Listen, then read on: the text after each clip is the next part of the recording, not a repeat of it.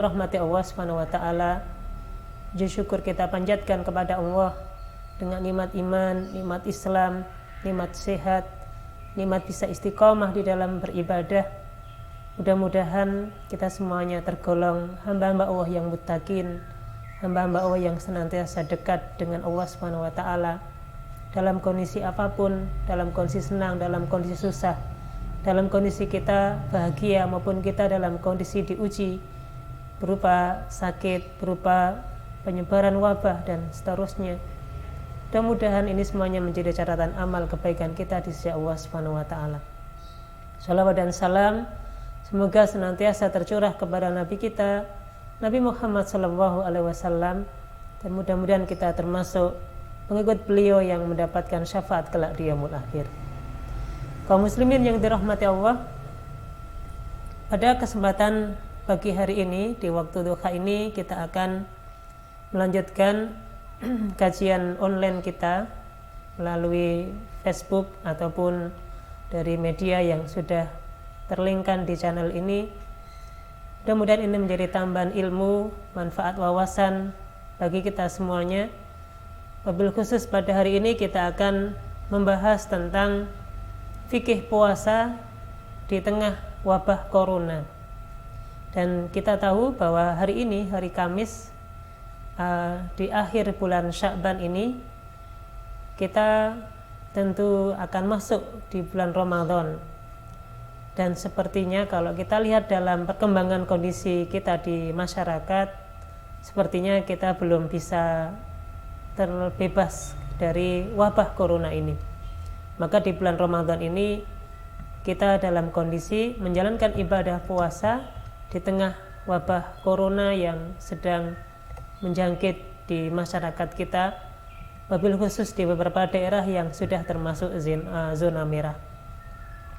Mudah-mudahan pembahasan kita di pagi hari ini menjadi bekal kita untuk menghadapi bulan suci Ramadan, terutama adalah bekal ilmu, bekal wawasan, bekal panduan dalam Quran dan hadis tentang bagaimana kita beribadah di tengah wabah penyakit yang ada di masyarakat kita. Yang pertama, kaum muslimin yang dirahmati Allah, kita akan menyampaikan tentang hukum-hukum terkait dengan puasa. Kemudian nanti dalam kondisi ideal, hukum itu seperti apa diterapkannya. Kemudian kalau dalam kondisi musibah, ada wabah corona seperti ini, seperti apa kita menyikapinya sebagai seorang muslim yang tentu ada panduan ilmu di dalam Quran dan hadis Nabi Shallallahu Alaihi Wasallam. Yang pertama tentang hukum puasa. Di dalam hukum puasa ada hukum yang sifatnya wajib atau hukum wajib. Hukum wajib ini yang pertama adalah puasa itu sendiri.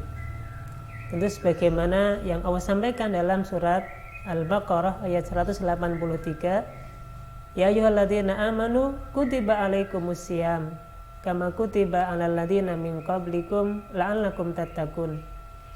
Wahai orang-orang yang beriman, diwajibkan bagi kalian untuk berpuasa Ramadan.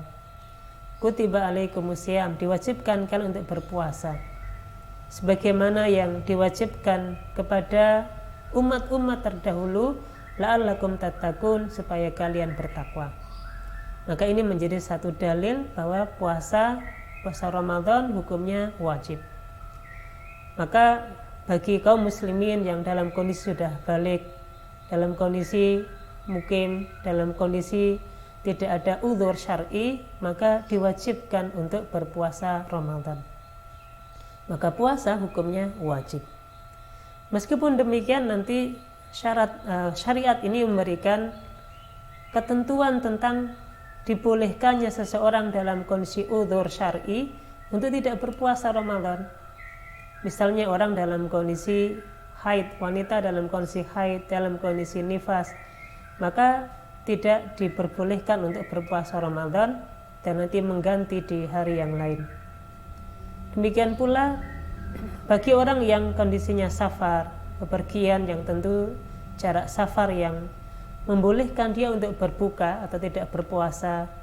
Orang dalam kondisi sakit, baik dalam kondisi sakit yang ada harapan sembuh maupun sakit yang tidak ada harapan sembuh, sakit yang tergolong bisa menjadi madharat bagi orang yang menjalankan ibadah puasa, dia mendapatkan udzur untuk tidak berpuasa di bulan Ramadan. Tentu dia harus mengqadha atau mengganti di hari yang lain. Bagi mereka yang bekerja dengan pekerjaan yang sangat berat, yang tidak memungkinkan baginya untuk berpuasa di bulan Ramadan, dia juga termasuk ashabul udzur atau orang-orang yang mendapatkan udzur, ya, keringanan untuk tidak berpuasa di bulan Ramadan. Ketentuan ini menjadi satu panduan bagi kita adanya udzur syar'i bagi orang yang dalam kategori tersebut boleh tidak berpuasa dengan ketentuan yang ditetapkan oleh syariat. Tapi secara umum bagi orang yang tidak ada udzur syar'i, wajib hukumnya dia berpuasa Ramadan. Yang kedua, terkait hukum wajib ini adalah zakat, terutama nanti zakatul fitr. Ini hukumnya wajib. Bahkan bayi yang baru lahir sekalipun dan masih ada di dalam bulan Ramadan, maka diwajibkan untuk membayar zakat fitrah. Nah, termasuk nanti adalah misalnya kalau ada orang yang punya harta, kemudian bertepatan dengan nisabnya di bulan Ramadan, dan Ramadan ini adalah genap 1 haul atau 1 tahun dari harta yang telah disimpannya, maka ada kewajiban zakat mal yang harus ditunaikan di bulan Ramadan. Tentu ini sangat kondisional sesuai dengan nisab, kapan harta tersebut terkumpul dan sampai hitungan 1 tahun lamanya. Maka inilah hukum wajib, ya, di dalam kondisi kita beribadah di bulan Ramadan. Yang kedua ada hukum-hukum sunnah. Di antara hukum sunnah di bulan Ramadan adalah makan sahur. Aklus sahur ini hukumnya sunnah. Akan tetapi kalau kita jalankan sahur ini maka tentu menyempurnakan ibadah puasa kita. Bahkan Nabi SAW menyebutkan tasahharu fa inna fis sahuri barakah. Makan sahurlah kalian karena makan sahur ada keberkahan. Dan tentu dalam ketentuan makan sahur kita ada batasan waktu. Sebagaimana yang Allah sampaikan di dalam satu ayat di dalam Al-Quran, dalam rangkaian ayat tentang puasa Ramadan, Allah Subhanahu wa ta'ala menyampaikan kulu washrabu hatta yatabayyana lakumul khaytul abyad minal khaytil aswadi minal fajar. Kulu washrabu, makan minumlah kalian. Maknanya dalam kondisi sahur, makan minumlah sampai jelas antara batasan benang putih dan benang hitam minal fajar, di waktu fajar. Mananya ada batasan, kita makan sahur batasannya adalah waktu fajar. Maka kalau ada adzan subuh, ya, adzan subuh, maka ini sudah menjadi batasan akhir kita untuk makan sahur. Maka kalau kita tetap makan selepas atau setelah makan atau setelah sahur atau setelah adzan subuh dan ini sudah menjadi batas awal kita berpuasa Ramadan, maka ini bisa membatalkan puasa kita. Jadi ini perlu kehati-hatian. Ini hukumnya sunnah, menjadi penyempurna ibadah puasa kita. Tapi kalau waktunya nanti tidak sesuai dengan yang ditentukan, bisa menjadi pembatal ibadah puasa kita. Maka sahur hukumnya sunnah. Kita makan sahur ini disunnahkan di dalam syariat kita ini. Yang kedua termasuk hukum sunnah adalah iftar, berbuka puasa. Maka kita dianjurkan ketika sudah datang maghrib, dianjurkan untuk segera menyegerakan berbuka puasa. Tentu nanti ada ketentuannya juga, dianjurkan untuk berbuka dengan menggunakan kurma, ya, menggunakan kurma dengan jumlah yang ganjil. Ini dianjurkan, ya, dan ini tentu semuanya menjadi penyempurna catatan amal ibadah yang kita kerjakan di hari tersebut. Ada waktu-waktu yang mustajab di waktu iftar ini untuk kita banyak doa memohon kepada Allah Subhanahu wa taala. Terutama ya di waktu-waktu wabah menyebar seperti ini, supaya kita diberikan kesehatan, perlindungan oleh Allah Subhanahu wa taala, maka ada baiknya waktu iftar, waktu-waktu kita berbuka puasa, kita gunakan untuk banyak doa, memohon kepada Allah Subhanahu wa taala. Di antara hal sunnah yang ada di dalam puasa Ramadan atau di bulan Ramadan adalah misalnya sholat taraweh. Sholat taraweh ini hukumnya sunnah, ya, hukumnya sunnah. Meskipun nanti menjadi unik sholat taraweh ini karena memang di sejarah tentang sholat taraweh yang dijalankan oleh Nabi dan para sahabat tentu sangat berbeda dengan kondisi kita hari ini. Tentu ini ada fikihnya tersendiri tentang sholat taraweh, tapi kalau kita simpulkan hukumnya sunnah. Termasuk ibadah sunnah di bulan Ramadan adalah ibadah-ibadah yang lain. Misalnya kita bertadarus Al-Quran, membaca Al-Quran, ini hukumnya sunnah. Demikian pula misalnya kita zikir, berbanyak doa, ya, berzikir dan memanfaatkan hari-hari Ramadan dengan berbanyak taqarrub, beribadah kepada Allah Subhanahu wa taala, tentu ini hukumnya sunnah. Jamaah yang dirahmati Allah, ini tentu ideal kalau kita lakukan di bulan Ramadan tanpa ada kendala apapun, tanpa ada hal yang bisa menjadi madharat dalam diri kita. Nah, kita hari-hari ini tentu dihadapkan dengan kondisi menyebarnya wabah penyakit yang kita kenal semuanya dengan corona atau COVID-19 ini. Tentu kalau kita menyaksikan pemberitaan perkembangan dari penularan wabah ini luar biasa. Dari hari ke hari jumlah orang yang positif terkena virus ini semakin bertambah. Sebagaimana info yang disampaikan oleh pemerintah yang berwenang tentunya, ya, sudah hampir 1.000 lebih orang yang terkena positif COVID-19 ini. Dan sekian ribu itu nanti sudah banyak juga yang meninggal dunia. Dan ini kalau sudah urusan nyawa, kalau sudah urusan berkaitan dengan nyawa seseorang, ini berarti harus menjadi perhatian besar dalam diri kita. Pencegahan sejak awal, ya, yang bisa kita hindari, ini tentu diutamakan ketimbang kita mendapatkan kemaslahatan secara pribadi di dalam kehidupan kita sehari-hari. Untuk itu, dalam kondisi yang seperti ini, ya, dalam kondisi wabah yang seperti ini, penyebaran yang luar biasa cepat, berkumpulnya kita satu dengan yang lain, ketemu kawan satu dengan yang lain, kita nggak tahu pasti apakah dia terkena ataukah mungkin kita juga yang terkena. Kita bisa memberikan madharat kepada orang lain, atau orang lain bisa memberikan madharat kepada diri kita kalau kita bertemu, kita berkumpul, menjadi sarana penyebaran wabah virus yang luar biasa. Dan ini nanti berdampak madharat kepada kehidupan kita di masyarakat.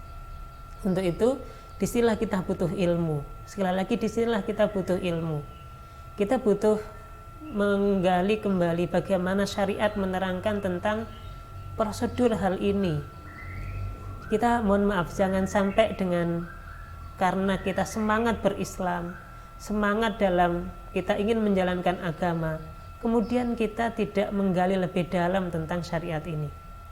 Betapa banyak, mohon maaf, omongan hari ini yang keluar dari lisan seorang muslim. Bagaimana kita takut dengan corona, tidak takut kepada Allah Subhanahu wa taala. Bagaimana kita harus meninggalkan masjid, bagaimana kita harus jauh dari masjid dan seterusnya. Padahal ketika kita diam di rumah, ketika kita tidak banyak melakukan aktivitas, tentu ini menjadi bagian dari pencegahan, dan ini bagian dari syariat kita. Maka Nabi Shallallahu Alaihi Wasallam memberikan satu panduan kepada kita, firra minal masdum firaka minal asad. Larilah engkau dari orang yang terkena penyakit menular, penyakit kusta, sebagaimana engkau lari ketika ada singa. Larinya engkau dari ketakutan terhadap singa. Maknanya apa? Tentu kita takut, ya, dengan singa. Maka kita dianjurkan untuk menghindar supaya kita tidak terkena madharah dari singa itu. Sebagaimana kalau kita mendapati ada orang yang terkena penyakit menular, maka kita dianjurkan, diperintahkan bahkan untuk menghindari penyakit tersebut supaya tidak menular pada diri kita. Maka sisilah kita butuh ilmu, butuh pemahaman yang mendalam tentang syariat ini. Sekali lagi bukan hanya sekedar semangat kita beragama, tapi ada ilmu yang bisa kita ambil dan kita bisa amalkan dalam masalah ini. Maka ini bukan perkara yang kecil, penyebaran virus seperti ini bukan perkara yang kecil. Pencegahan dilakukan, ya, bahkan kalau sudah urusan nyawa ini lebih diutamakan ketimbang ada kemaslahatan, bahkan kemaslahatan agama sekalipun. Ini kalau sudah berhadapan dengan urusan nyawa, dengan kemaslahatan banyak orang, maka kemaslahatan ini lebih diutamakan. Untuk itulah kaum muslimin yang dirahmati Allah, kalau kita melihat kondisi yang ada dengan perkembangan setiap waktu yang bertambah ini, semakin bertambah banyak ya penderita maupun korban dari COVID-19 ini, maka kita perlu menggali lebih dalam ilmu tentang hal ini. Apa yang perlu kita ketahui ketika ada wabah penyakit yang menular dan sangat cepat penularannya, bahkan kita nggak tahu seperti apa secara langsung kita bisa lihat penularannya itu, dan bahkan obat atau vaksin secara definitif juga belum ada yang menyampaikan hal itu. Maka setidaknya kita memahami tentang kaidah-kaidah tentang bagaimana kita menghindari hal ini. Ada beberapa hal yang ini menjadi landasan di semua fatwa yang dikeluarkan oleh baik dari MUI, termasuk di dalam fatwanya pimpinan pusat Muhammadiyah dan mungkin ormas-ormas yang lain, tentang anjuran untuk bagaimana nanti menjalankan ibadah di bulan suci Ramadan. Ada beberapa dalil atau kaidah dari hadis maupun dari kaidah itu yang kemudian kita bisa jadikan sebagai renungan kita untuk menjalankan ibadah di bulan Ramadan ini. Yang pertama adalah firman Allah Subhanahu wa taala di dalam surat Al-Baqarah ayat 282. Allah Subhanahu wa taala berfirman, la yukallifu Allahu nafsan illa wus'aha. Allah Subhanahu wa taala tidak akan membebani seseorang kecuali sesuai dengan kadar yang dia mampu.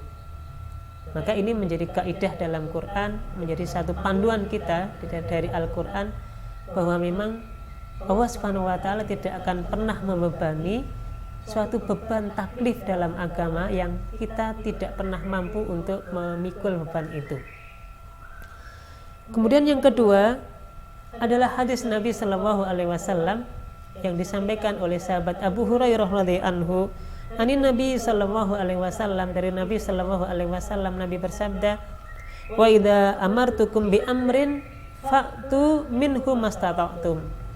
Nabi menyampaikan, kalau saya perintahkan kepada kalian untuk mengerjakan satu perintah, kata Nabi, fa'tu, maka lakukanlah perintah tersebut mastata'tum, sebagaimana yang engkau mampu. Maka nanti dalam satu kaidah dikatakan bahwa kalau hal yang sifatnya larangan dalam agama wajib kita tinggalkan, tidak ada tawar menawar. Jadi kalau sifatnya larangan, ya, mencuri, berzina, berkata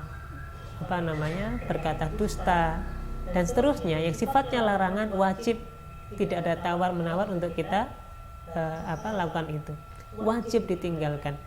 Tapi kalau perintah dalam syariat, sebagaimana Nabi sampaikan dalam hadis ini, fa'tu minhu mastata'tum, datangilah atau kerjakanlah perintah tersebut sebagaimana yang engkau mampu. Dan ini berdasarkan tentunya apa yang Allah sampaikan, fattaqullaha mastata'tum, bertakwalah kalian kepada Allah Subhanahu wa taala semampu kalian.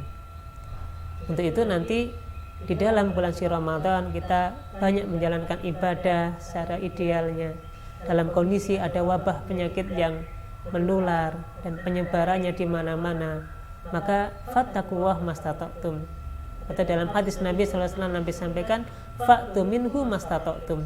Maka jalankanlah perintah itu sebagaimana yang engkau mampu.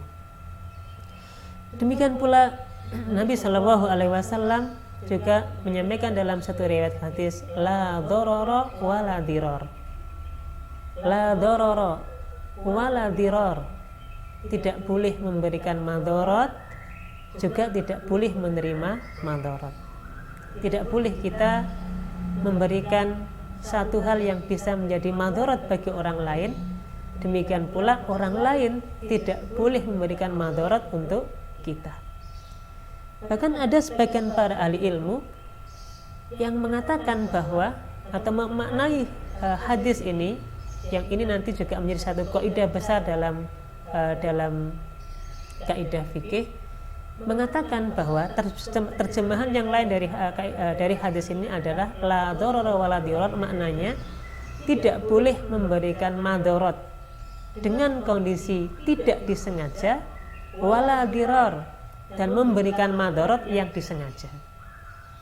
Nanti ada yang menerapkan kaidah ini dengan kondisi kita hari ini, seperti misalnya kita datang ke masjid, kita kondisinya sehat, kita yakin bahwa diri kita sehat, kita tidak terkena virus misalnya, karena kita yakin diri kita sehat.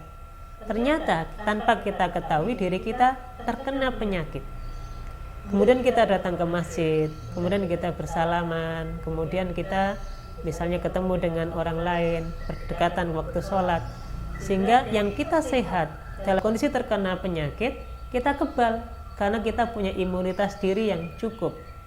Tapi ketika kita bertemu dengan orang lain yang dirinya kurang sehat, imunitas dirinya kurang baik, tanpa sadar, tanpa sengaja, kita yang awalnya memiliki penyakit yang awalnya tentu tidak memberi madarat bagi kita karena kita sehat tadi, kita tanpa sengaja, tanpa sadar memberikan penyakit itu kepada orang lain.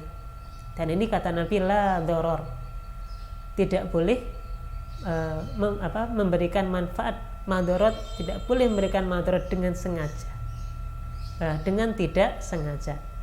Wala diror, apalagi dengan sengaja. Orang yang sudah misalnya kena penyakit, sudah tahu dirinya misalnya positif, misalnya dia menjadi seorang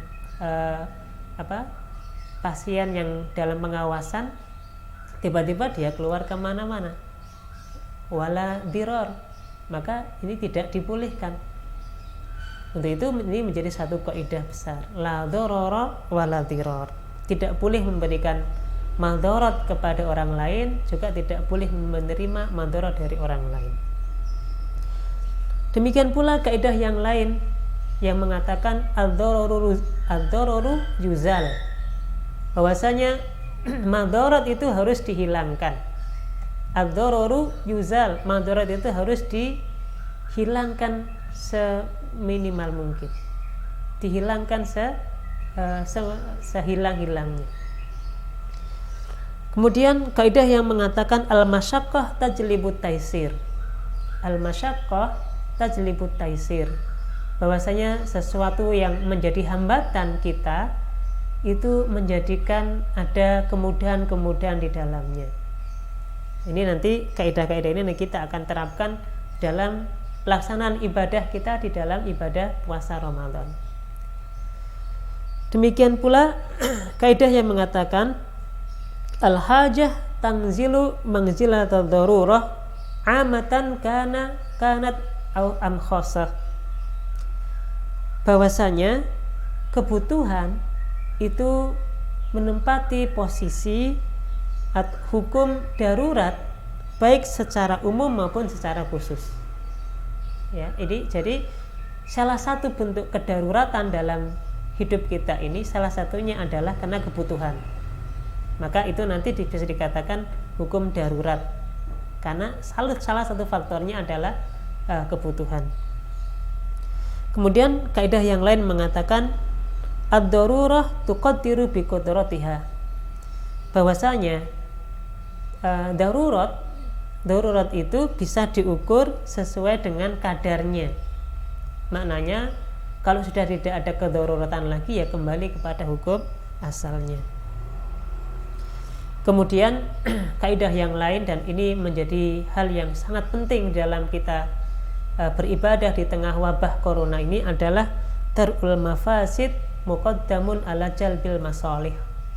Menghindarkan kerusakan, menghindarkan kemadharatan itu lebih diutamakan dibandingkan kita menerima manfaat maslahat yang banyak. Nah, inilah kurang lebih kaidah-kaidah tentang kedaruratan tadi. Kemudian umumnya ditambah dengan satu kaidah yang lain yang mengatakan tasarruful imam manutun bil maslahah, bahwasanya kebijakan seorang imam, kebijakan seorang pemimpin, kebijakan seorang kepala negara, bupati, gubernur, dan seterusnya itu manutun bil maslahah, diambil karena memang ada kemaslahatan yang ingin diberikan kepada rakyat, kepada masyarakatnya.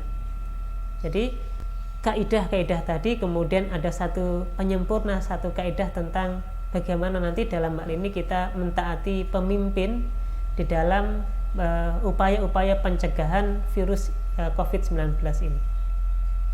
Kaum muslimin yang dirahmati Allah, sekarang kalau kita terapkan kaidah-kaidah ini dari kondisi ideal kita tentang hukum berpuasa yang kita aksarakan dengan kondisi normal, kemudian di tengah ada wabah penyakit yang sedang melanda di tengah masyarakat kita seperti ini, kemudian kita tahu kaidah-kaidah ilmu tadi seperti apa kita menerapkannya dalam kehidupan kita sehari-hari, dalam kehidupan dalam menjalankan ibadah puasa Ramadan. Kita ambil beberapa contoh di dalam pelaksanaan ibadah. Yang pertama adalah puasa. Apa hukum puasa ketika kita sedang menghadapi atau dilanda virus melanda kita, ya, virus COVID ini? Tentu hukum puasa sebagaimana hukum awalnya adalah wajib. Maka bagi orang yang sehat, ya, dalam kondisi tidak ada keluhan penyakit dalam dirinya, maka dia tetap wajib berpuasa. Bagi laki-laki maupun perempuan yang tidak ada udzur, ya, dia ke dalam kondisi sehat, tidak ada keluhan sakit yang dialami, dia bukan orang yang dalam kondisi pengawasan, pasien dalam pengawasan dan seterusnya, maka dia harus berpuasa, dia wajib berpuasa. Sebagaimana memang umumnya dalil tentang kewajiban ibadah puasa. Kemudian yang kedua adalah bagi orang yang dalam kondisi punya udzur tadi, tentu dia boleh tidak berpuasa, ya. Wanita dalam kondisi haid, wanita dalam kondisi nifas boleh tidak berpuasa, tetap nanti mengganti di hari yang lain. Orang dalam kondisi safar, orang dalam kondisi sakit ini boleh tidak berpuasa karena dia dalam kondisi udzur, memiliki udzur untuk tidak berpuasa. Nah, termasuk nanti pasien dalam yang biasa diistilahkan dengan PDP, pasien dalam pengawasan. Maka tentu karena dia terjangkit, ya, wabah penyakit tadi, dia bisa dikategorikan sebagai orang yang sakit. Maka dia boleh tidak berpuasa, ya, karena dia butuh imunitas tinggi dalam dirinya, butuh kekebalan tubuh yang cukup untuk melawan virus tersebut, butuh gizi yang cukup untuk memenuhi kebutuhan gizinya, maka dia dikategorikan sakit dan boleh tidak berpuasa. Tentu nanti dilakukan qadha, mengganti puasa di hari yang lain ketika dalam kondisi sudah sehat. Demikian pula apa hukumnya bagi para petugas medis, bagi orang yang bekerja di lapangan untuk menangani virus COVID-19 ini. Maka kondisi seperti ini, karena dalam kondisi orang yang atau seorang perawat misalnya, atau orang yang bekerja sebagai tenaga medis, dia butuh tenaga ekstra, dia butuh kekuatan, imunitas dalam dirinya, menangani sekian banyak pasien. Kemudian misalnya yang bekerja di lapangan, ya, bertemu dengan misalnya jenazah-jenazah, dia mengantarkan jenazah atau membawa dengan kendaraannya orang-orang yang kena virus tadi, maka ini juga bisa dikategorikan ada rukhsah bagi orang tersebut untuk tidak berpuasa Ramadan. Akan tetapi dia tetap diwajibkan untuk mengqadha di hari yang lain. Jadi bagi petugas medis, ya, bagi perawat yang tentu kesehariannya menangani pasien-pasien COVID-19 ini, dia ada rukhsah untuk tidak berpuasa. Boleh tidak berpuasa karena memang dibutuhkan kekebalan tubuh yang prima, yang baik, sehingga tidak tertular, tidak kena madharah dari para pasiennya. Maka dia boleh tidak berpuasa dan mengganti di hari yang lain. Sekali lagi, adapun orang yang sehat, dia tinggal di rumah, stay at home, ya, tidak ada alasan apa-apa, tentu tetap wajib berpuasa. Jadi jangan beralasan, oh pandemi COVID di mana-mana, meskipun di rumah nggak puasa. Ini tentu tidak dibenarkan. Ketika dia sehat, wajib tetap kondisinya berpuasa Ramadan. Kemudian jamaah yang dirahmati Allah, tentang bagaimana dengan hukum sholat taraweh. Apakah tetap sholat taraweh dilakukan di masjid? Apakah dengan kondisi seperti ini seperti apa harusnya sholat taraweh dilakukan? Maka sholat taraweh tentu tadi kita sebutkan hukumnya sunnah. Sholat taraweh hukumnya sunnah, bukan wajib. Maknanya kalaulah misalnya ini, ya, misalnya kalau ada orang yang meninggalkan sholat taraweh, misalnya dia siang harinya puasa Ramadan, kemudian malam harinya tidak sholat taraweh, tentu ya karena dia meninggalkan yang sunnah tidak dapat dosa, tetapi tentu juga tidak dapat keistimewaan yang besar, tidak dapat pahala, tapi dia tidak dapat dosa gitu. Nah, terkait dengan sholat taraweh ini, kalau kita tadi kembali pada kaidah-kaidah, justru kalau misalnya kita berkumpul, ya, dengan banyak orang, berkumpul di masjid dengan sekian banyak orang, tentu ini akan menjadi mandorot bagi kita di masyarakat. Maka dibolehkan untuk sholat taraweh di rumah masing-masing. Dan ini sudah banyak himbauan baik dari pemerintah, bahkan dari Kementerian Agama, ya, Kemenak Republik Indonesia ini sudah memberikan satu edaran, sudah memberikan satu himbauan, ya, termasuk juga sebagian para ormas, pimpinan ormas di Indonesia ini menghimbau kepada anggotanya, kepada jamaahnya untuk sholat tarawehnya di rumah masing-masing. Tentu bukan karena kita tidak sayang masjid, tidak, ya, ingin meninggalkan itu tidak, tapi tetap dilakukan di rumah. Sholat taraweh bisa dilakukan di rumah. Dan tentu ini juga menjadi kesempatan bagi kita untuk ibadah bersama keluarga di rumah.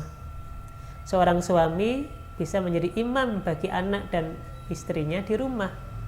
Seorang suami mengimami makmumnya, istrinya, anak-anaknya di rumah. Nanti bisa jadi dibuat program, ya, misalnya ada kultum, bisa jadi suaminya yang memberikan kultum untuk hari pertama, besoknya anaknya, dan seterusnya. Ini justru menjadi satu kesempatan pendidikan di keluarga. Termasuk juga bagi yang biasanya tidak pernah menjadi imam di dalam taraweh, ini menjadi kesempatan untuk bisa menjadi imam taraweh, terutama untuk di keluarganya. Dan itu pula yang mendorong seseorang untuk bisa menghafal Quran. Mungkin yang biasa sholatnya pakai surat-surat pendek, inilah saatnya untuk bisa belajar menghafal yang lebih, ya, supaya tiap sholat taraweh tidak ayat-ayat itu saja, meskipun juga tidak sampai mengurangi batalnya sholat taraweh, tidak sampai, tapi akan lebih utama tentunya kalau ayat-ayat yang dibaca berbeda dan ayat-ayat yang dibaca lebih panjang dari waktu ke waktu. Maka sholat taraweh, ya, tentu lebih baik, dan ini dilakukan di rumah dengan keluarga, bukan ditinggalkan, tapi kemudian dilakukan di rumah bersama dengan keluarga. Karena sekali lagi ini hukumnya sunnah, dan supaya terhindar dari madharat besar tadi, maka kemudian sholat tarawih di rumah ini lebih diutamakan. Kemudian terkait dengan baca Al-Quran, ya, baca Quran biasanya ada tadarus setelah sholat tarawih, ya, tadarus bersama di masjid dan seterusnya. Tentu prinsipnya adalah kita menghindari perkumpulan, kita menghindari banyaknya pertemuan-pertemuan dengan orang, ya. Maka tentu bacaan Quran kita bisa lakukan di rumah, ya, membaca Al-Quran di rumah. Yang biasa mungkin tadarus di masjid atau di musola, kita bisa ganti tadarus kita di rumah masing-masing. Dan ini tentu lebih utama karena Nabi SAW menyampaikan kepada kita, ya, la taj'alu buyutakum maqabira atau la taj'alu buyutakum qubura fa inna syaitan yafiru minal bait alladhi yuqra'u fi suratul Baqarah. Jangan jadikan rumah kalian seperti kuburan, karena setan akan lari dari rumah yang di dalamnya dibacakan surat Al-Baqarah. Maka bisa jadi ada rumah yang setiap tahunnya dari bulan-bulan tidak pernah dibacakan Quran. Inilah kesempatannya di bulan Ramadan, setelah sholat tarawih di rumah, kemudian diisi dengan membaca Al-Quran di malam harinya di rumah. Dan ini tentu banyak kemaslahatan yang bisa kita dapatkan. Selain kita dapat pahala, rumah kita juga tersinari dengan cahaya Al-Quran, dibacakan ayat-ayat Quran di rumah. Ini tentu menjadi kebaikan kita di rumah itu. Maka baca Quran, ya, di rumah, tadarus Qurannya di rumah. Termasuk bisa jadi kita bisa membenarkan bacaan anak-anak kita, termasuk kita bisa menambah hafalan juga untuk anak-anak kita. Ini bisa dilakukan di rumah. Kemudian di bulan Ramadan tentu kita juga akan melewati hari-hari Jumat, ya. Apa hukumnya sholat Jumatan ini atau sholat Jumat ini dalam kondisi penyebaran wabah penyakit seperti ini? Maka sebagaimana dalam kondisi sholat berjamaah yang boleh ditinggalkan karena terjadi wabah, maka sholat Jumat juga boleh ditinggalkan. Maka ketika hari Jumat dalam kondisi wabah penyakit yang menular seperti ini, ya, maka boleh ditinggalkan sholat Jumat dan diganti dengan sholat duhur di rumah masing-masing. Diganti dengan sholat duhur di rumah masing-masing. Sekali lagi, diganti, bukan ditinggalkan yang kemudian tidak mengerjakan sholat sama sekali, tidak. Dan insya Allah kalau kita kembali pada hadis ini juga menjadi banyak pertanyaan. Bagaimana kalau kita misalnya meninggalkan sholat Jumat sudah lebih dari 3 kali?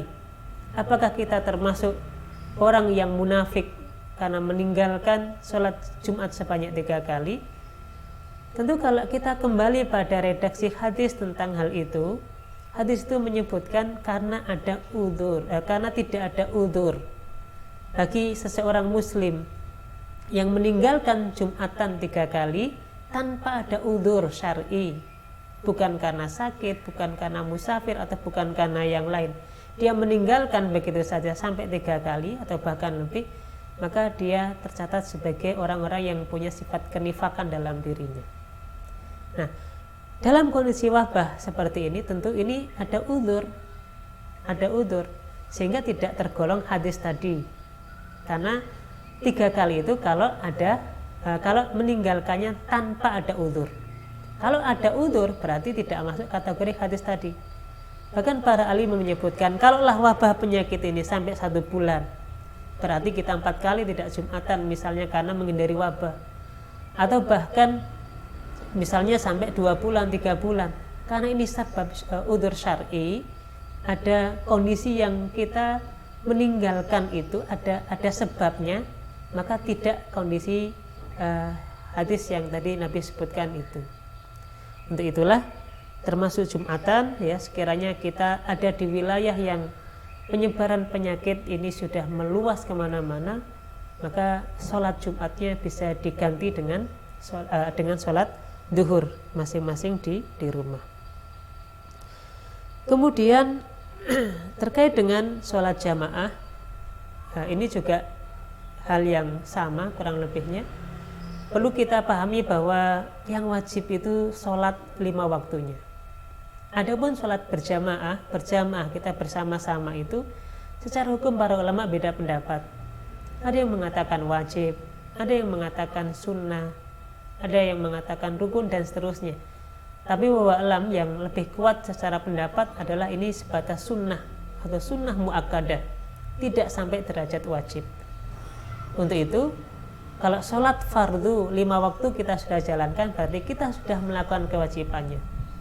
Adapun untuk sholat berjamaahnya, karena ada kondisi madharat yang kita akan dapati di tengah ibadah kita, maka tadi kaidahnya mengatakan darul mafasid muqaddamun ala jalbil masolih.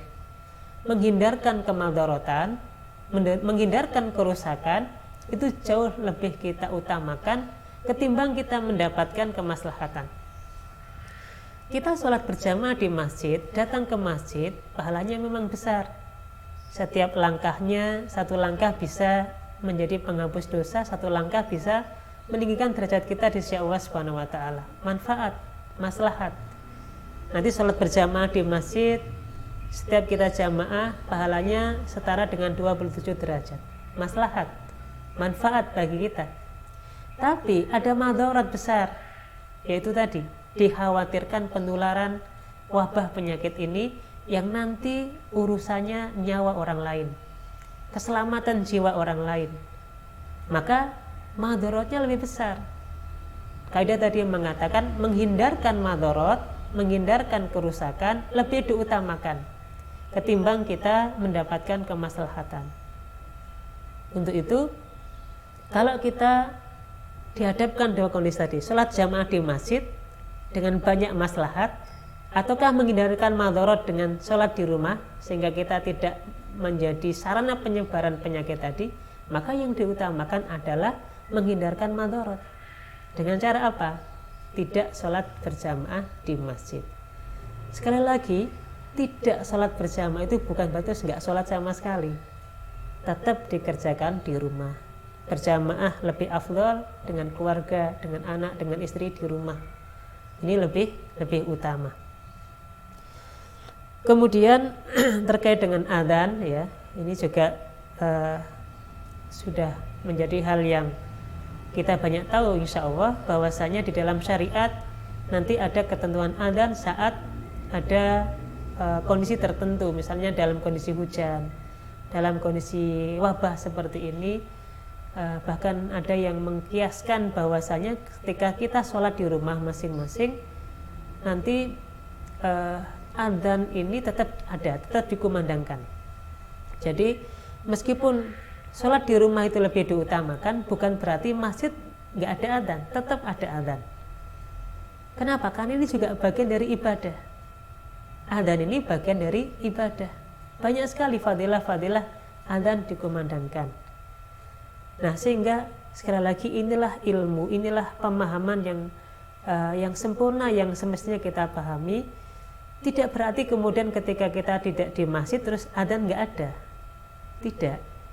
Jadi sholat berjamaahnya, sholatnya masing-masing di rumah, tapi wajib adzan, masjid tetap ada adzan yang dikumandangkan. Maka tetap ada seorang muadzin yang mengumandangkan adzan. Betapa nanti ketika adzan dikumandangkan, orang yang tadi kondisinya sholat di rumah itu, bukankah setiap waktu adzan menjadi waktu yang mustajab, waktu dikabulkannya doa? Bahkan nanti adzan dan iqamah adalah waktu yang mustajab untuk kita jadikan waktu untuk berdoa kepada Allah Subhanahu wa taala.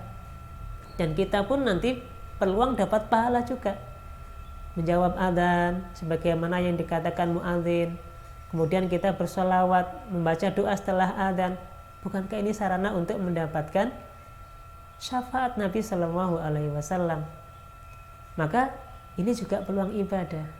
Jadi meskipun kita sholat di rumah masing-masing, nanti selama bulan Ramadan, kalaulah kita ada dalam wilayah yang sangat pesat penyebaran penyakit itu, maka kita di masjid juga tetap dikumandangkan adzan.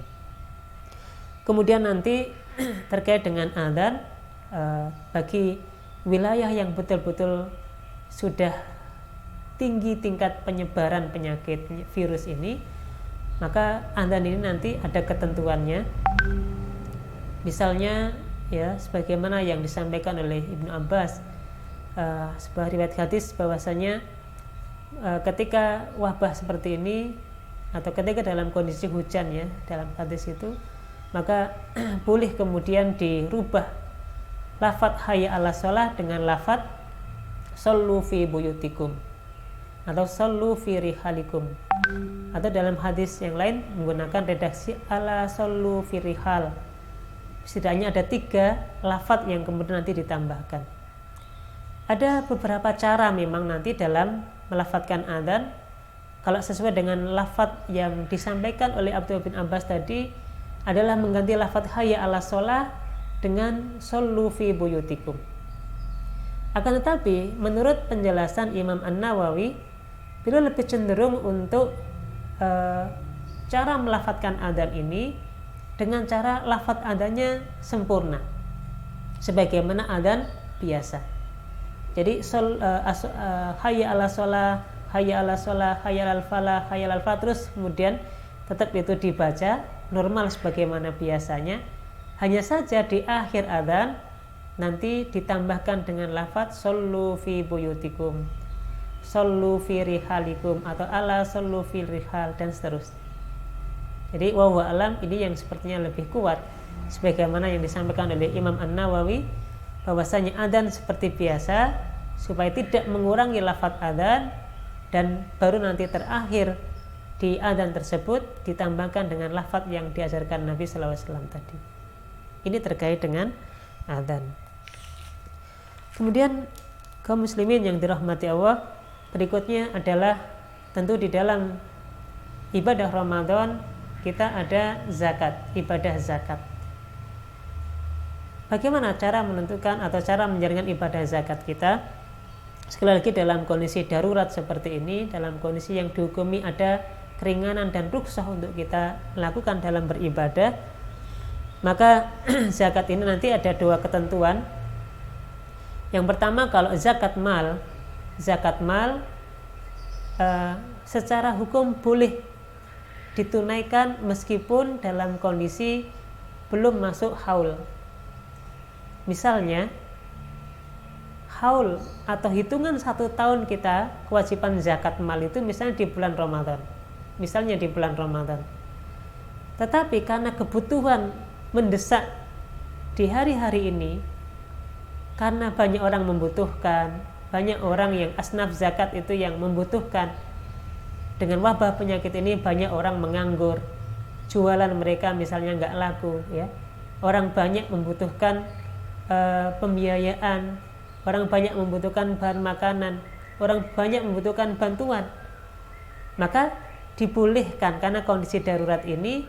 Yang biasa zakat mal itu kita tunaikan sesuai dengan haulnya di bulan Ramadan, kita bisa majukan di bulan Sya'ban karena kondisi darurat. Atau misalnya biasa atau haul harta kita ya, misalnya di bulan Sya'ban, maka boleh dimajukan menunaikan zakatnya di bulan di bulan Syawal misalnya, karena ini dalam kondisi darurat, segera ditunaikan zakat untuk membantu orang yang membutuhkan, para pengangguran, orang yang misalnya butuh makanan untuk puasa, untuk buka dan seterusnya ya, maka boleh ditunaikan di bulan Ramadan dengan waktu yang mundur atau lebih awal ditunaikannya. Untuk itu, ini dalam kondisi darurat, dalam kondisi yang seperti ini dibolehkan zakat mal itu kemudian pelaksanaannya lebih awal. Yang kedua adalah zakatul fitr, zakat fitr. Zakat fitr sebagaimana nanti beberapa pendapat disampaikan bahwa zakat fitr tetap di bulan Ramadan, tetap ditunaikannya di bulan Ramadan, karena zakat fitr berkaitan dengan datangnya Idul Fitr. Untuk itu tentu zakat fitrah atau zakat fitr ini tetap ditunaikan di bulan Ramadan, wabil khusus nanti di akhir bulan-bulan Ramadan sebelum pelaksanaan sholat Idul Fitri. Akan tetapi ada sebagian pendapat yang membolehkan zakatul fitr ditunaikan di awal waktu. Zakatul fitr ditunaikan di awal waktu, misalnya di awal Ramadan seperti ini. Sekali lagi karena pertimbangan maslahat, banyak orang yang membutuhkan, maka kita bisa tunaikan zakatul fitr di awal waktu.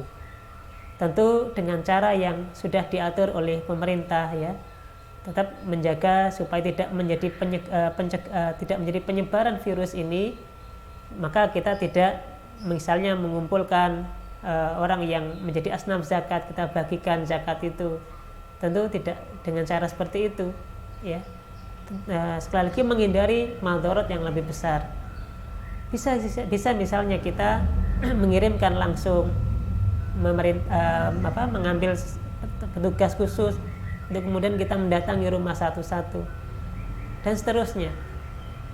Demikian pula bagi kita yang ingin menunaikan zakat ya, bisa menggunakan transfer dan seterusnya. Tentu sekali lagi untuk menghindari penyebaran virus ini secara umum. Kemudian terkait dengan masalah iktikaf ya. Iktikaf karena nanti di bulan Ramadan, dan ini biasa yang kita tunggu di bulan Ramadan adalah ada malam-malam ganjil, malam qadar atau Lailatul Qadar, dan biasanya kita beriktikaf. Apakah kemudian kita tetap beriktikaf di masjid? Ini menjadi satu pertanyaan besar. Kalau kita membuka edaran-edaran himbauan dari pemerintah maupun dari Kemenak ya, dan beberapa ormas yang ada mengatakan termasuk iktikaf tidak dilakukan di tahun ini. Kenapa? Karena tadi menghindari madarat ya, supaya tidak menjadi penyebaran penyakit lebih luas. Maka iktikaf juga tidak diadakan di masjid. Terkait dengan hukum iktikaf, bolehkah kita iktikaf di rumah? Bolehkah kita mengganti iktikaf kita di masjid kemudian kita ganti di rumah? Maka sebagaimana yang Allah sampaikan di dalam surat Al-Baqarah itu ya, wala tubashiruhunna wa antum akifuna fil masajid. Dan janganlah engkau mencampuri istri-istri kalian sedangkan kalian beriktikaf di masjid. Ayat ini menjadi dalil bahwa iktikaf syaratnya di masjid. Untuk itu tidak bisa kita mengganti iktikaf di rumah, karena syarat iktikaf itu atau ketentuan iktikaf itu wajib dilakukan di masjid. Baik itu masjid yang dalam istilah kita ada masjid, ada musola ya, masjid yang hanya digunakan untuk sholat 5 waktu, atau yang juga digunakan untuk Jumatan, atau hanya yang digunakan untuk sholat 5 waktu saja, maka pada dasarnya ini boleh digunakan untuk melakukan iktikaf, tentu kalau di hari-hari biasa. Nah, maka dari dalil tersebut kita tidak boleh, artinya iktikaf ada di masjid, tapi kalau di rumah tidak dikatakan iktikaf. Kemudian bisakah kita mendapatkan malam qadar atau Lailatul Qadar tanpa iktikaf di masjid? Jawabannya bisa. Karena hakikatnya Nabi Shallallahu Alaihi Wasallam memerintahkan kita untuk mencari, berusaha sekuat tenaga untuk mendapatkan malam qadar di 10 hari terakhir bulan Ramadan. Nabi Shallallahu Alaihi Wasallam tidak memerintahkan kita untuk mencari bulan atau Lailatul Qadar, tidak memerintahkan kita mencarinya di masjid. Maknanya apa? Kalau di bulan seperti ini yang wabah penyakit dan kita diminta untuk menghindari penyakit ini, maka tentu kita tetap bisa mendapatkan malam qadar dimanapun kita berada, termasuk di rumah, dengan cara apa? Banyak beribadah. Maka nanti di 10 hari terakhir Ramadan, maka sholat tarawihnya tadi di rumah, tadarus Qur'annya di rumah, masuk menghidupkan malamnya juga di rumah. Dan insya Allah kalau kita niatkan juga untuk mendapatkan malam qadar, insya Allah juga menjadi ibadah yang mengantarkan kita dapat Lailatul Qadar. Maka ini terkait dengan iktikaf juga dilakukan, atau amalan-amalan 10 hari terakhir itu juga kita lakukan di rumah kita masing-masing. Kemudian jamaah yang dirahmati Allah, muslimin dimanapun berada. Yang berikutnya adalah sholat Idul Fitri. Nah, ini yang menjadi satu pembahasan yang cukup panjang sebenarnya. Bahkan kalau kita lihat di edaran-edaran yang ada, umumnya pemerintah sekalipun masih menunggu kondisi perubahan-perubahan yang ada. Apakah nanti menjelang Idul Fitri kondisinya sudah membaik sehingga dibolehkan Idul Fitri di lapangan atau tidak? Ini masih banyak menunggu perkembangan kondisi yang ada. Tapi kalaulah misalnya di akhir Ramadan nanti wabah ini juga masih banyak penyebarannya di masyarakat kita, banyak juga yang sudah memberikan himbauan bahwasanya Idul Fitri tidak dilakukan. Maknanya tidak ada sholat Idul Fitri di masjid maupun di lapangan karena menghindari penyebaran virus COVID-19 ini, wabah penyakit yang semakin membesar ini. Kemudian pertanyaannya, apakah ketika kita tidak menjalankan sholat Idul Fitri, apa yang kita kerjakan? Tentu tetap masih bisa kita menjalankan sunnah-sunnah yang lain, ya. Misalnya mandi di pagi hari, kemudian kita pakai pakaian yang bagus, ya, sebagaimana Nabi sunnahkan itu, memakai wangi-wangian, ya. Termasuk nanti di hari tersebut kita bisa mengucapkan tahniah, ucapan selamat Idul Fitri, mengucapkan selamat, ya, semoga ibadah puasa diterima oleh Allah Subhanahu wa taala. Tetap kita bisa lakukan itu. Kemudian apakah ada sholat di rumah, sholat Idul Fitri dan khutbah di rumah? Tentu untuk khutbah tidak ada, ya. Kalau kita lihat sholat Idul Fitri itu ada dua kondisinya, ada khutbah, ada sholat. Nah, kalau khutbah memang tidak ada. Adapun yang sholat ini wallahu alam, ada beda pendapat di antara para ulama. Ada yang mengatakan tidak ada sholat, ya, karena memang sholat Idul Fitri dilakukan dengan banyak orang, ya, sehingga kalau dilakukan sendiri atau beberapa jamaah saja tidak dikatakan Idul Fitri, gitu. Meskipun juga nanti ada yang berpendapat tetap dibolehkan sholat, sebagaimana nanti satu penjelasan dari Ibnu Qudamah bahwa bagi yang dalam kondisi tertinggal sholat, ini dalam kondisi tertinggal sholat, misalnya dia kondisi bangunnya sampai bangun paginya misalnya jam 8 gitu, ya. Jadi habis sholat subuh dia tidur di tanggal 1 Syawal itu, ternyata bangun jam 8, bangun jam 8 ini ternyata ya sudah selesai sholat Idul Fitrinya. Maka menurut beliau mengatakan, Ibnu Qudamah mengatakan dibolehkan dia untuk sholat sendiri. Dengan cara bagaimana? Dengan sholat 4 rakaat. Boleh dengan 2 rakaat salam, 2 rakaat salam, atau langsung 4 rakaat salam. Tetapi wallahu alam, ini bagi orang yang tertinggal dan ada jamaah yang melakukannya secara bersamaan. Tetapi kondisi kita tentu berbeda dengan yang dilakukan oleh, atau kondisi yang dijelaskan oleh Ibnu Qudamah tadi. Ini kondisinya wabah, kondisinya madharat penyebaran virus yang luar biasa. Maka ilah sebabnya berbeda dengan yang disampaikan oleh Ibnu Qudamah tadi. Maka wallahu alam, di sana para ulama beda pendapat. Ini butuh kajian yang lebih mendalam. Tapi sebagian ada yang mengatakan tetap sholat di rumah masing-masing, sholat Idul Fitrinya dengan cara tadi 4 rakaat sholatnya, 2 rakaat salam, 2 rakaat salam, atau 4 rakaat langsung.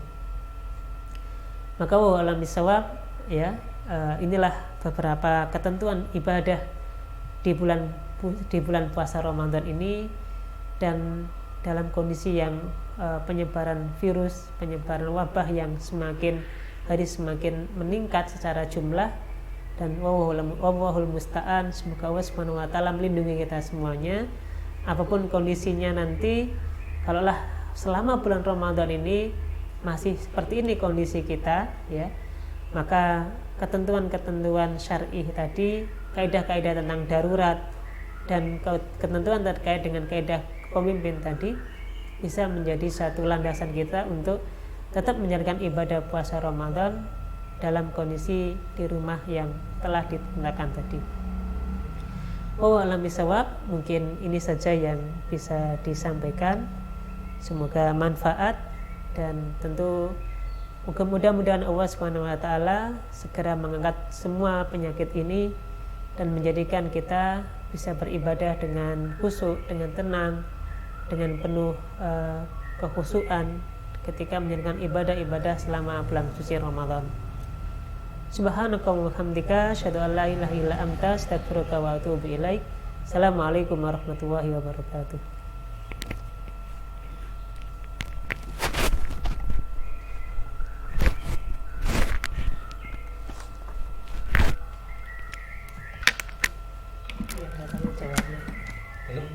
Nggak ada tanya jawabnya.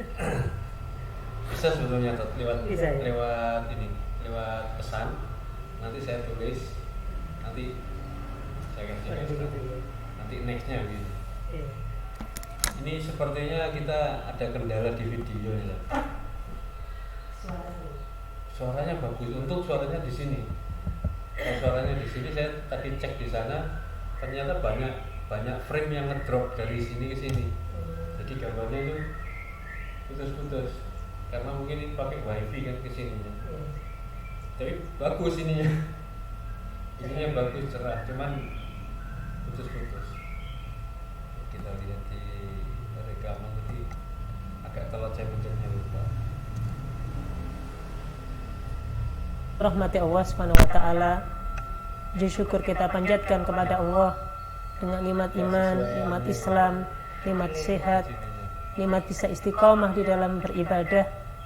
Mudah-mudahan kita semuanya tergolong hamba-hamba Allah yang muttaqin, hamba-hamba Allah yang senantiasa dekat dengan Allah Subhanahu wa taala dalam kondisi apapun, dalam kondisi senang, dalam kondisi susah, dalam kondisi kita bahagia maupun kita dalam kondisi diuji berupa sakit, berupa penyebaran wabah dan seterusnya. Mudah-mudahan ini semuanya menjadi catatan amal kebaikan kita di sisi Allah Subhanahu wa taala.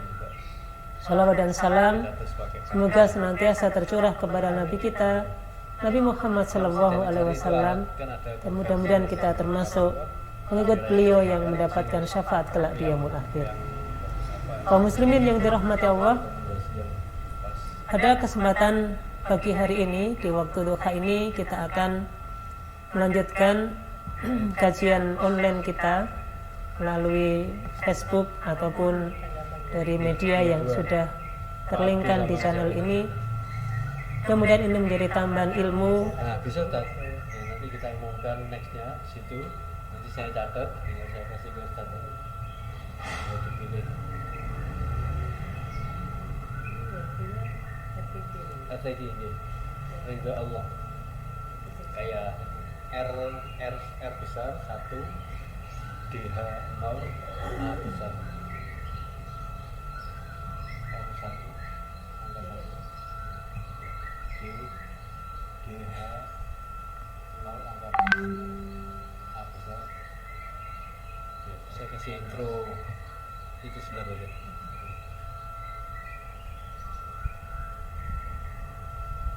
Sudah ada yang lihat satu. Hah? Facebook. Nah, tadi itu saya tampilkan slide ini dulu. Program-programnya biar tampil.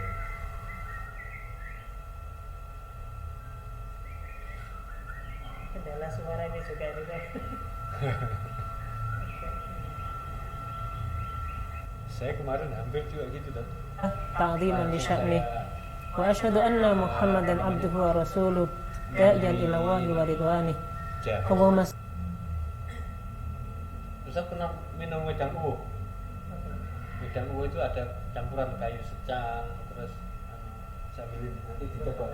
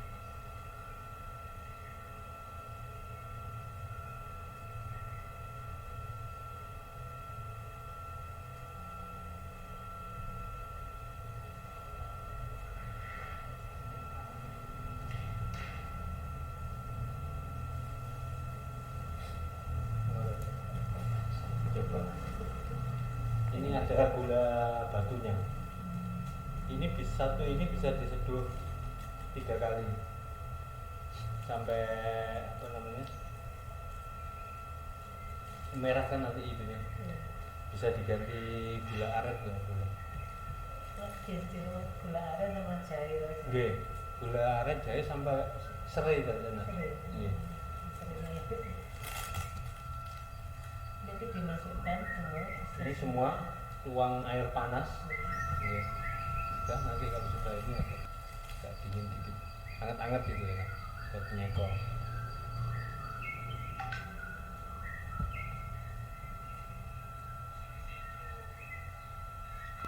Wa manfa'na bima 'allamtana wa 'allimna ma yanfa'una wa zidna ilma. Amma ba'du, Banyak frame-nya yang nggak kaum muslimin yang dirahmati Allah Subhanahu wa taala, puji syukur kita panjatkan kepada Allah seolah-olah dengan nikmat iman, nikmat Islam, nikmat sehat, nikmat bisa istiqomah di dalam beribadah. Mudah-mudahan kita semuanya tergolong hamba-hamba Allah yang muttaqin, hamba-hamba Allah yang senantiasa dekat dengan Allah Subhanahu wa taala. Dalam kondisi apapun, dalam kondisi senang, dalam kondisi susah, dalam kondisi kita bahagia maupun kita dalam kondisi diuji berupa sakit, berupa penyebaran wabah dan seterusnya. Mudah-mudahan ini semuanya menjadi catatan amal kebaikan kita di sisi Allah Subhanahu wa taala. Salawat dan salam semoga senantiasa tercurah kepada Nabi kita, Nabi Muhammad sallallahu alaihi wasallam, dan mudah-mudahan kita termasuk pengikut beliau yang mendapatkan syafaat kelak di yaumul akhir. Kaum muslimin yang dirahmati Allah, pada kesempatan pagi hari ini di waktu duha ini kita akan melanjutkan kajian online kita melalui Facebook ataupun dari media yang sudah terlinkkan di channel ini. Kemudian ini menjadi tambahan ilmu, manfaat, wawasan bagi kita semuanya. Wabil khusus pada hari ini kita akan membahas tentang fikih puasa di tengah wabah corona. Dan kita tahu bahwa hari ini, hari Kamis, di akhir bulan Sya'ban ini, kita tentu akan masuk di bulan Ramadan. Dan sepertinya kalau kita lihat dalam perkembangan kondisi kita di masyarakat, sepertinya kita belum bisa terbebas dari wabah corona ini. Maka di bulan Ramadan ini kita dalam